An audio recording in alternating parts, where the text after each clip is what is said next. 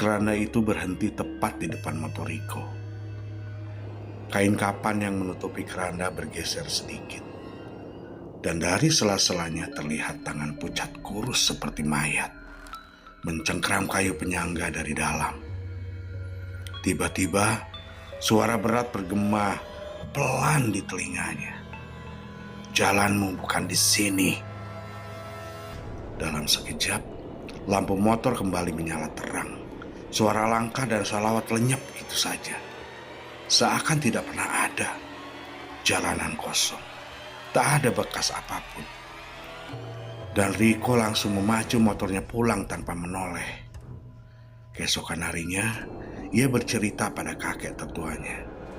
Si kakek hanya menghela napas dan berkata pelan, "Kalau kau mendengar keranda lewat, jangan dilihat. Itu bukan untuk mata orang hidup." Dan sejak malam itu, Riko tak pernah lagi berani melewati jalan setelah Isya. Beberapa bulan setelahnya, seorang warga desa ditemukan pingsan di jalan yang sama menjelang subuh. Ia mengaku melihat rombongan keranda melayang lengkap dengan lantunan salawat dan bau tanah basah. Bedanya, ia mencoba menantang dan berteriak. Dan keesokan harinya terbangun sudah tergeletak di sisi jalan dengan pakaian basah kuyup, seolah baru keluar dari liang kubur. Setelah itu, perangkat desa memutuskan memasang penerangan di sepanjang jalan.